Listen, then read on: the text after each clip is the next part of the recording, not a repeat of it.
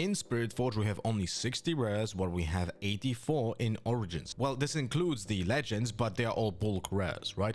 Overall, you have to understand that there's gonna be way more rares of the same kind in this expansion than in the last one, which will increase the amount of cards that are gonna be accessible, but at the same time, there's gonna be more demand. So it's kind of hard to say exactly what is gonna happen to the prices, but the demand for Bologna and Vegas are gonna drive up the prices very high. So in this video, I'm talking about the prices that are gonna be happening before Bologna and Vegas, and they will calm down, or should calm down, I think, after those two events. So I fully expect to not have $20+ rares in this expansion, I think. So I think no one will be surprised that I'm putting Draven and Fizz in the $20+ before Bologna and Vegas, because the top decks are playing those cards. In case of Draven, not only Draven himself, the Draven Legend, plays Draven Vanquisher, but also other red decks might play this card. We're talking about here normal Kai'Sa, which will probably play to some degree Draven Vanquishers because the card is just so good on rate. So you're gonna be able to play like a lower curve and still have a high demand for the Draven Vanquisher because a lot of red decks are gonna play this card. And when it comes to Fizz, we have a Miracle Draven who not only plays Draven Vanquishers but also Fizzes and tricks the Ezreal Prodigy. So you have probably the most expensive deck in the format that is gonna be played the most expensive epic and the two most expensive rares. So what we have also to take into account is the fact that Fizz is gonna age very, very well. The problem with this card is that the more spells we get overall, the better Fizz gets. So he is not at the highest demand right now, but he's gonna be even better in the future, and the demand for him is gonna be even higher in the future. But I think and I hope that the print run is gonna be bigger of Spiritforged, the demand is gonna be bigger, but at the same time the amount of rares of every rare is gonna be higher because of the lower amount of rares possible to hit in this expansion. So hopefully those two don't settle at $20+ range. You have to remember that in Origins, the Watcher is the only rare that is currently $20+. The other ones are like below that by a huge margin. The next tier is gonna be $10 to $19, and I think those cards here are gonna be on the higher end of this tier before Bologna and Vegas, and on the lower end of this tier after the events. And again, hopefully this will be because we're gonna have a higher print run of those rares, but all of them are super incredibly playable. And what's funny is that they're all in two colors essentially, and there's a Bellows Breath on top, right? So we have two purples, two reds, and a one blue, and the one blue, the Bellows Breath, is gonna be higher on the price end because it can be played in almost every single blue deck that plays Watchers. Like, you don't have to play Victor to play Bellows Breath, right? Or you don't have to play Ornn to play Bellows Breath because there's a combo there as well. But in general, Victor plays Watchers and Imperial Decree. So any blue-yellow is gonna play Bellows Breath with Imperial Decree, but we're gonna also probably add Watchers. But then we have Kai'Sa, who can play Watcher and Bellows Breath, and that's also enough because you have other cards that can combo with Bellows Breath, which are of course in blue, like Smokescreen or Stupefy, right? So Bellows Breath is gonna be used in more decks, and it's gonna be one of those, I would say, search for cards. Now I might be wrong, because maybe Longsword is gonna be more expensive than Bellows Breath overall, because it's just like a worse spinning axe, right? But it's still a spinning axe, just when it comes to the rate is just worse, right? But it's not a signature spell, so it can be used in every red deck. And in most cases you're gonna see a lot of decks play just one longsword because the card is just great, it's a good reaction, and it stays on the board, and you don't expose yourself to gear hate if you just have like a singular gear. So red and purple cards are just gonna be in higher demand. So the same can be said about the Edge of Night, which is again a great card to just have in your deck as a one-off because it can dilute the amount of hidden cards that you can have in your deck, which means that it's gonna be harder to play around for your opponent. So that's a good case, use case for Edge of Night. Or you're just gonna go overboard on all the equipment and you're just gonna have multiple longswords, spinning axes, and Edges of Night. Switcher is a potential candidate also to be like the most expensive card from this tier because it's such a powerful trick. It's kind of hard to play around, and the most important thing about this card is you can literally just play it from hand for even more hidden effect. And I feel like that's something that people don't really think about, and they just try to only play it from hidden because 2 energy and 2 power is so high cost. But then you look at Rebuke and it's like, what are you talking about? This is the same cost as Rebuke. So play it from hand for an additional surprise, right? And I think once people catch up with a lot more use cases of Switcher, this card is gonna be going up in price. Now, Piercing Light is just additional copies of Falling Star in most cases, but I do think that in the current metagame where Draven is just up in droves and is gonna be soon getting like 40, maybe to up to 50% of the entire field, Piercing Light becomes more in demand because this card is fantastic to deal with a turn 2 Draven Vanquisher. When you think about it, right, Draven plays a 2-drop, they move into a location, then they play the 4-drop, which is the Draven Vanquisher most likely, right? And then you can do a Piercing Light to destroy the 2-drop that is on the battlefield and destroy the Draven Vanquisher. You're gonna pay 2 power, or in case of Kai'Sa, you're gonna pay 1 power, and you delete 2 plays of your opponent, but more importantly, you get to deal with the Draven before he creates any value, before the gold, before the potential, like, you know, +2, and just going over your any 3-drop, for example, which overall is a problem to deal with, right? And then you just completely cancel that problem. So I think this is a really good card that will pick up steam over time as well. Now we're gonna go into the range of $5 to $9, which is essentially a cost of a pack, right? Those cards are gonna be open a pack and gonna feel like, oh yeah, I got my pack's worth, right? So you're gonna have Akshan, which is a phenomenal card, by the way, and it should be getting up in popularity as well. We go deeper into the metagame. This card is just not bad when it even doesn't do anything about the gear of the opponents. It's just on rate and has Weapon Master. In most cases, when you play an orange deck, that's good enough baseline to not say like, yeah, this is a shit card if it doesn't do what it should be doing. But when it does what it should be doing, which is stealing the gear, right, then the card is just absolute bonk. So I feel like people underestimate how powerful Akshan is, and he should be probably played in main decks in orange deck. So it's all about like how the metagame will shape up, but he is gonna be one of the key cards of the expansion. Guardian Angels, we can just look at Zhonya's and essentially target the same audience, right? So we're gonna know what exactly to expect out of Guardian Angel.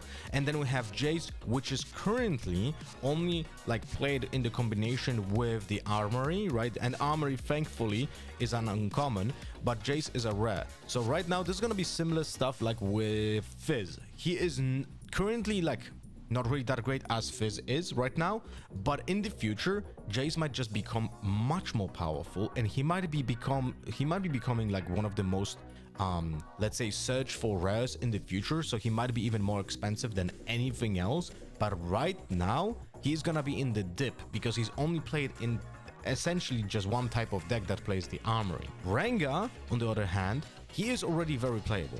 There's just such an abundance of good red and purple cards that when you play like red and purple, you don't have the slots for Rengar, which is insane because the card is just bonkers.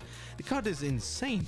So I feel like for now, Rengar is not gonna be a great spot when it comes to value, but he's gonna go up. I mean, still, $5 to $9 is not bad, right? So he's gonna be accessible and playable.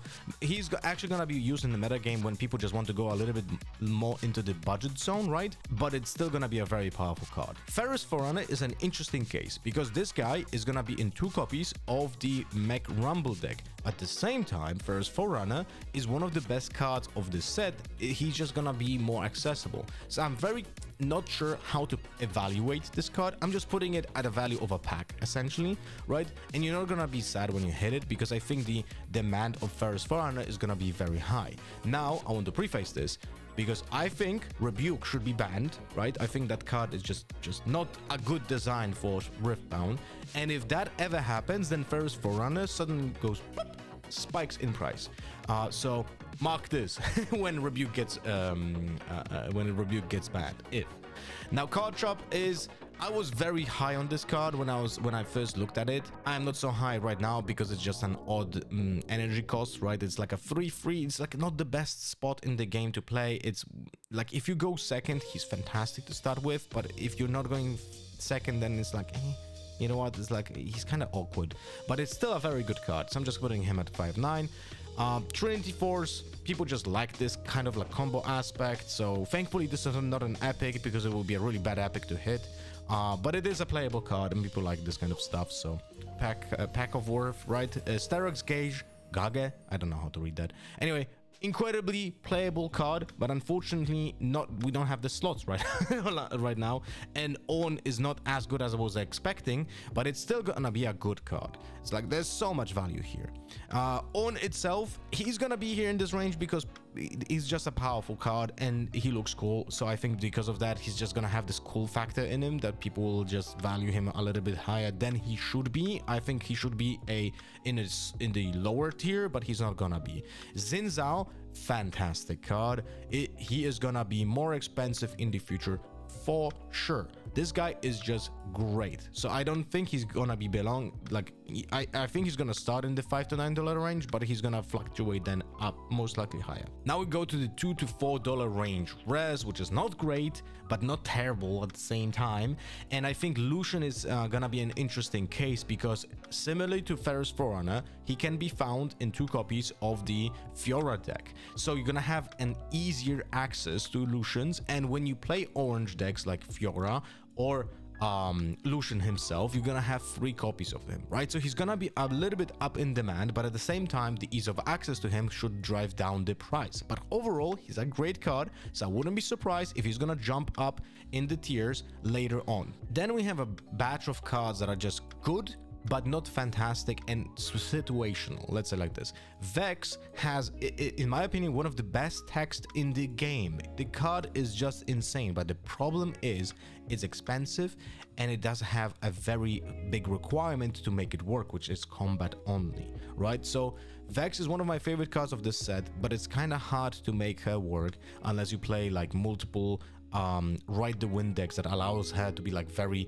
let's say, tricky when it comes to the timing and when she's gonna enter combat, right? But still, she's vulnerable to removal when she's not in combat, which is a problem. But overall, I think she's a great card, and if she was just a little bit better when it comes to the use cases, she would be up like even maybe 2 tiers higher because the text is just so impactful. And the Titan has a problem of just being currently used only in Rek'Sai and maybe in a Victor Zoo deck, but at the same time the demand for those decks is gonna be very low, so Under Titan because of that is not gonna be used that high. And also, by the way, I played a lot of Rek'Sai myself, and I don't even see myself using Under Titan in most of the Rek'Sai builds that I would like to play, so that's a different topic for this card. Rel, now look, I'm gonna say something. I think this card is fantastic, but it's just gonna take a little bit more time to pick up the steam and probably like 1 or 2 more expansions of potential gears that she can utilize. So this card probably a good moment to get a playset when she's gonna be on the lower end of the price, like the $2-4 that I think she will have. Azir Ascendant, he is playable, but very limited to the amount of decks that will utilize him. So yeah, there's gonna be hundreds of them, but not many people will want to buy him. Janna, again, a fantastic card that is gonna be a toolbox like card essentially, so you're not gonna have probably 3 copies of her, but more like a 1 or maybe a 2 in a deck, even if you're gonna play her. She's playable but not really super in high in demand, so kind of similar to Azir Ascendant when it comes to the use cases. The Soraka, unfortunately, this card would be higher in my book if she would still work with Death Grip. Unfortunately, that got nerfed in the last fact, so I'm very, very low now on Soraka. With the combo existing, this would be so cool to pull off, but unfortunately, like, she is actually probably at the lowest spectrum of the $2 because of this. And then Yone, not a fan of this card, but I do understand that it's kind of powerful, so I feel like he's gonna start low because the demand is gonna be very low, but maybe go up in the future because I think the card is actually not bad. And specifically also, if you can pull this off like in a set, if at any point Rebuke is gonna get banned, this card is just becoming way more playable.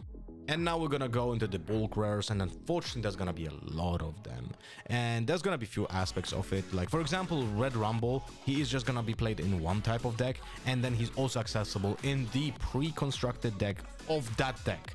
So why would you value this higher than bulk, right? That's a problem.